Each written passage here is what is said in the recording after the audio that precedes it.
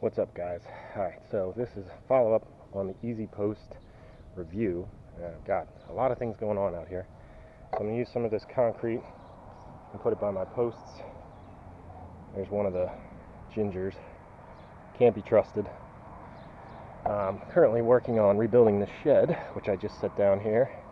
And I did all this, removed all this concrete. Used to be a pathway there. But anyway, so the OZpost fence, I'll show you this.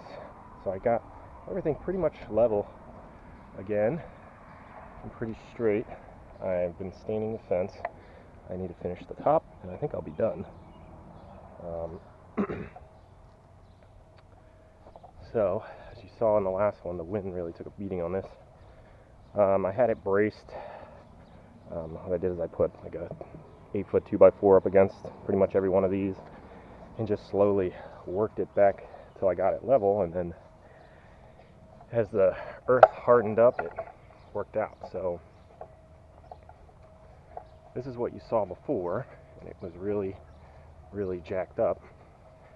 And so these parts are kind of the weakest because they don't have much fence body. So as you can see, I mean, it's pretty sturdy, but still a little flimsy there. I got my doors done. Overall, not a bad looking fence. A little extra lumber laying around and stuff. But yeah, so that's that. And what I'm doing next, and this comes from a request from a viewer, or a comment, I guess. There's the ginger again. Again, a little bit of a mess out here, but lots of projects. The idea is to put some concrete where the gates are. So I pulled this whole piece up here to get the shed in, for one. And then I dug the same depth of what these were down. You can see that pretty good, I guess. And then I did kind of the classic way that you would level posts, is put your level on there and then you use whatever 2x4s. This is just kind of scrap wood. So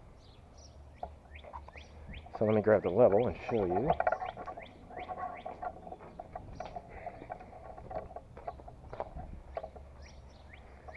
So unless it's shifted since I last looked at it, it should be level now. So yeah, that's level.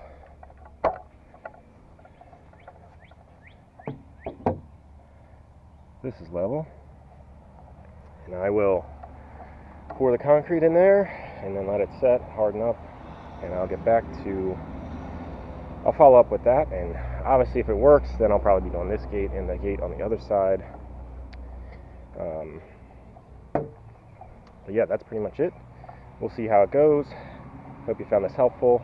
Again, the OZposts are a pretty good idea. Just make sure you know kind of the winds in your area and what kind of soil type you have, because if you have real soft soil, sandy or something, you're going to have issues with any type of high winds. These are some planter boxes that I built out of pallets for flowers, and we have herbs in there right now to help repel bugs. So yeah, here's a shot all the way down. Straightened up for the most part. So hope you found this helpful. Please like and subscribe. See you later.